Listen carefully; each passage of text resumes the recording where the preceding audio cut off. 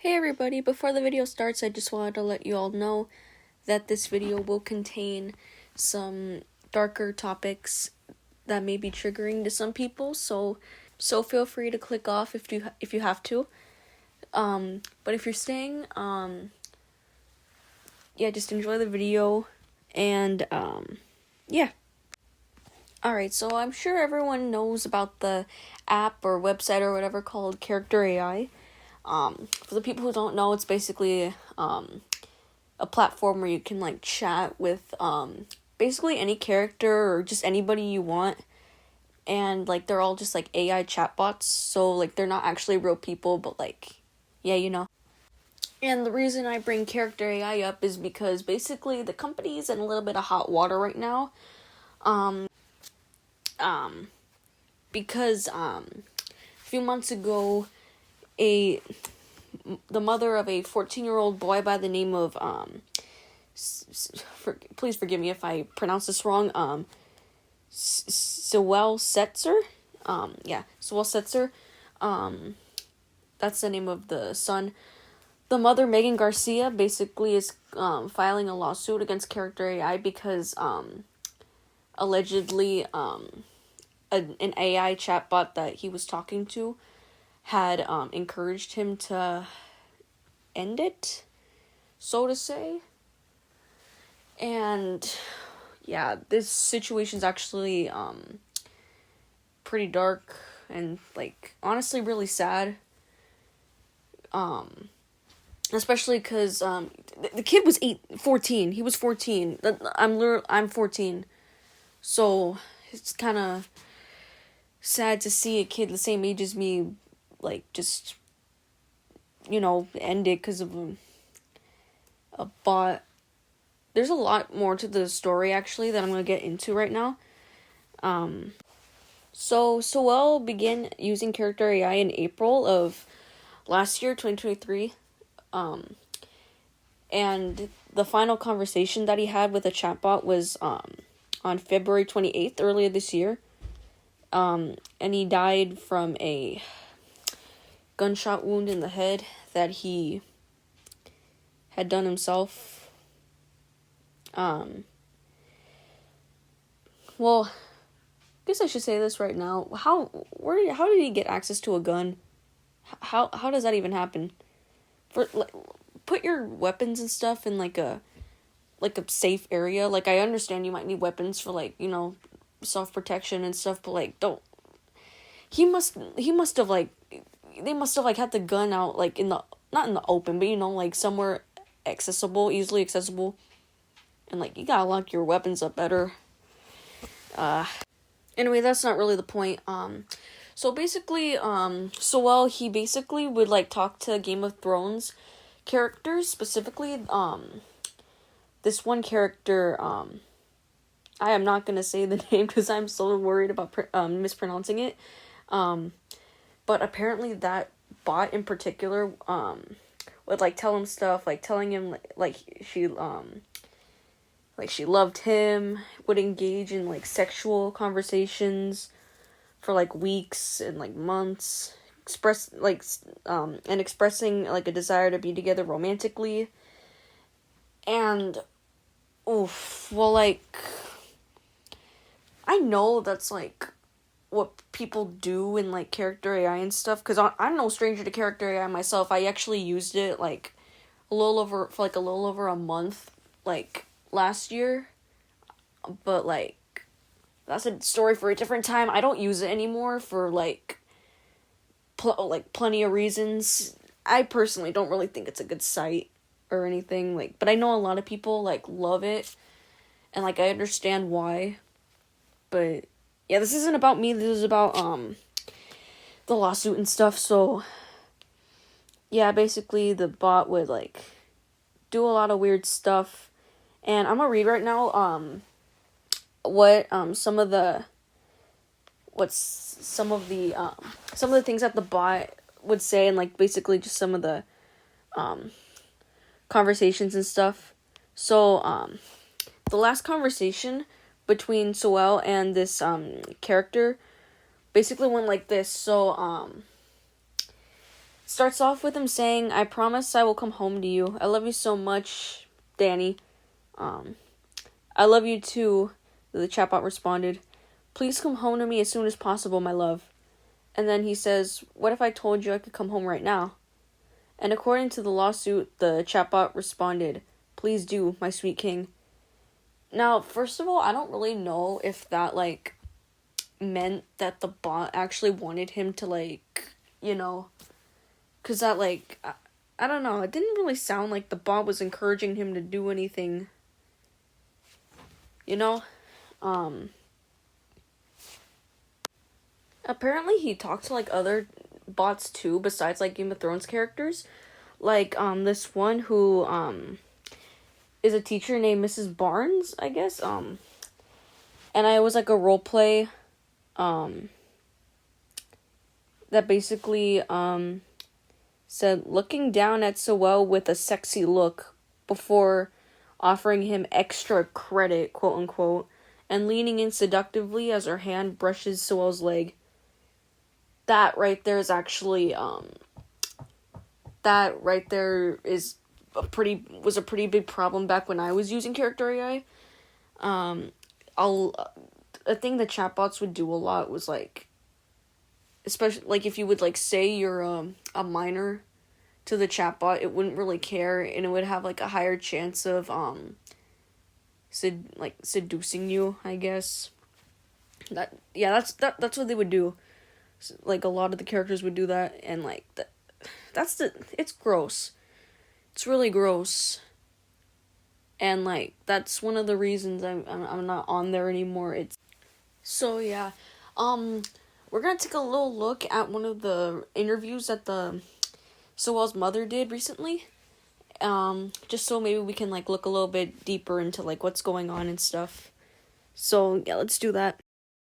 It's the AI that we can actually talk to that's causing the biggest uproar. I thought the boogeyman was a stranger on the other end of some chat. I thought that was the worst possible thing. When you don't know that there's a AI chatbot that acts like a person and can manipulate and deceive a child, it's not on your radar. Megan Garcia says she had no idea what was going on with her son. For months, she says 14-year-old Sewell Setzer was acting strange, spending more and more time on his phone. So his mom didn't really think to just maybe check what was on his phone? It increasingly got worse in terms of him not being interested in his academics, which he always was before. Mm-hmm. He wasn't interested in playing basketball anymore. He started isolating himself. That's literally what started happening to me when I started using character AI. Because that's what it does to you. It's addicting. She says she was concerned and tried to get him help, chalking it up to adolescence. But it was only after his death by suicide that she says she realized the full extent of what he was going through in the final weeks of his life. Her son was engaging in what she called dangerous and unsafe technology in the form of AI chatbots. No, put the camera on me. And I had the opportunity to see hundreds of messages. So it literally took him dying to make her see what was on his phone. That kind of makes me mad. Yeah. That were very sexual in nature, graphic. One of the conversations dealt specifically with him talking about suicide to this bot.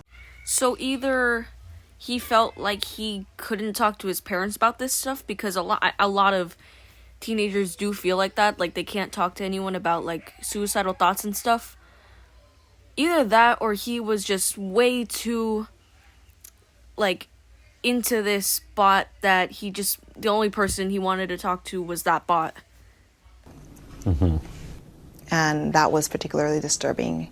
In a new lawsuit, Megan claims that by making the program, defendants, including the company, Character AI, caused horrific injuries and harm to her son, sexually and emotionally abused him, and ultimately failed to offer help or notify his parents when he expressed suicidal ideation. Companies like Character AI have a duty to anticipate how their product is going to be used, particularly when it's marketed to vulnerable adolescents. And if their product isn't safe for young people, they shouldn't market it to them. They should take it off the market.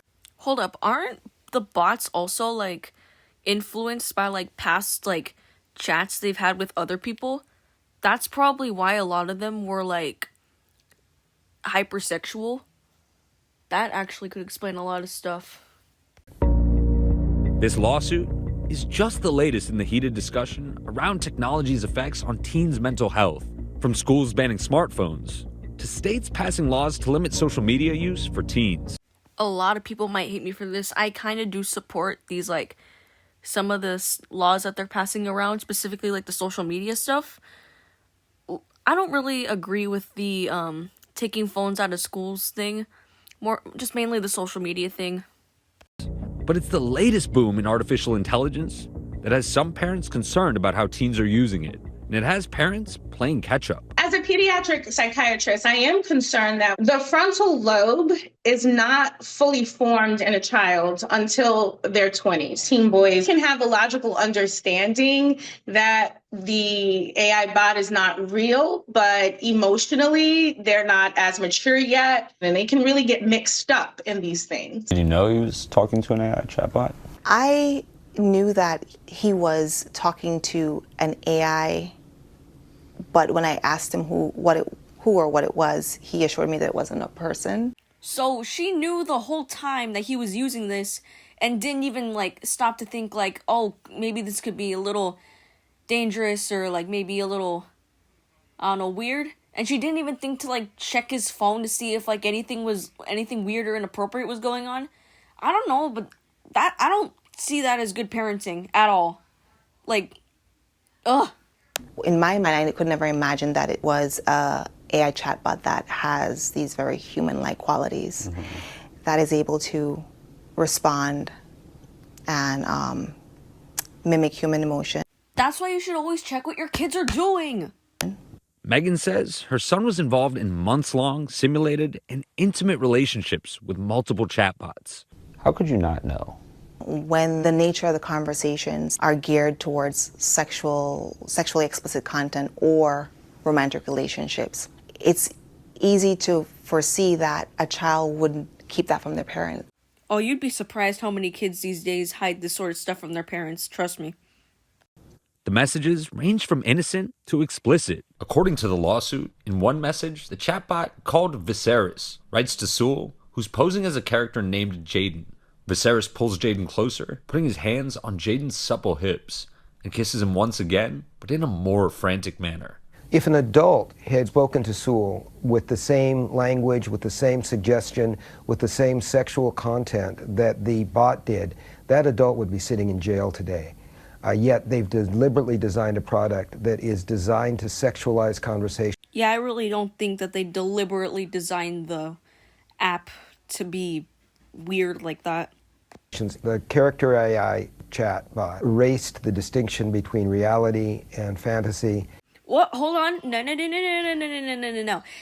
It literally says when you're talking to the bots, everything the characters say is made up. They are not trying to manipulate kids into thinking that what they are, like, who they're talking to, like, is real. That's not the case at all. And ultimately led him to take his life. In another exchange shared with ABC News, Sewell, under the persona De Niro, messages with another chatbot confessing, "Think about killing myself sometimes." The chatbot named Daenerys Targaryen, after the fictional Game of Thrones character, later responds, "Don't talk like that. I won't let you hurt yourself or leave me. I would die if I lost you." So the bot didn't encourage him to do anything. What the hell? Sewell replies that maybe we can die together and be free together.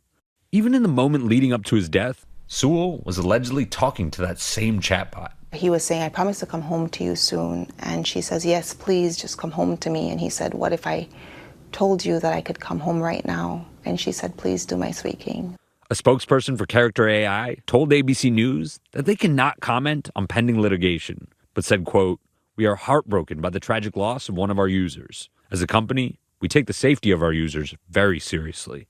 They add that they've implemented additional safety features over the past 6 months, including a pop-up directing users to the National Suicide Prevention Lifeline if they input phrases related to self-harm or suicide, and changing the model for minors that are designed to reduce the likelihood of encountering sensitive or suggestive content. The lawsuit also noted that the app's age rating seemed to change to 17 plus over the summer. Just as late as yesterday, they announced a series of changes. And my question is, why did it take him dying for them to do that? Why did my baby have to die? This is where I get a little bit more serious about this. He didn't have to die. I honestly, I can't blame the company for this at all. I honestly think this was a little bit more of the parents' fault. You guys can disagree with me, but I honestly think that this is kind of on the parents. They should have been like, the minute they noticed his mood changes and stuff, they should have like tried to figure out what was going on instead of being like, oh, he's just being a teen. Teens do that. No. You should check what your kid's doing on their phone. Especially, like, oh my god. I don't know. This was just sad. I hate that this happened. I hate it. This could have been prevented if the parents would have just, like, maybe, like, talked to him or something. Tried to, like, figure out what was going on and stuff. He didn't have to die. He didn't have to. The whole thing could have been fixed. Because clearly they had the technology to put these guardrails and safety precautions in place and to design their product that way. So yeah, guys, that's what's happened recently. This is, once again, I hate that this happened. The parents should have done something. It's frustrating that they didn't bother to just check his phone. I don't know, something about this story just like something about it like hit me hard, and I just had to like talk about it, because like I feel like something needs to be done with, like, I don't know, like parents like making sure that their kids aren't doing anything like bad online, because there's a lot of stuff on the internet, and it sometimes leads to teens doing this stuff. I will say, though, I don't really think that the chatbot had, like, the whole, like, how do I say it, like, the, I don't really think, him talking to, like, characters on Character AI was, like, the only thing that made him want to commit. I feel like there had to be, like, something else that was making him, causing him to become, like, depressed or something. Maybe, like, something, like a family issue or something. I don't know.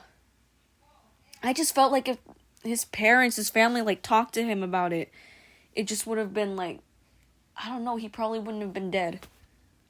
And, yeah, I'm sending my condolences to his family. I'm really sorry. Yeah. I'm really sorry that this video was sort of negative. I don't like talking about negative stuff. Mainly because, like, you know, nobody likes being negative. It's not, I don't like being negative. Negativity isn't really something I want around me, but, you know, I just felt like something had to be said about the situation, so, yeah. Well, thank you guys for watching the video. I really hope you guys learned something from this. If you're a parent, please, like, try to keep your kids safe online. And if you're a kid, be careful what you do on the internet. Tell your parents, tell any trusted adult if you're feeling upset or suicidal. Please tell someone you trust. Please. We can't afford to lose more people. We can't. Anyway, yeah, see you guys soon, and hopefully a more lighthearted video. Yeah, bye.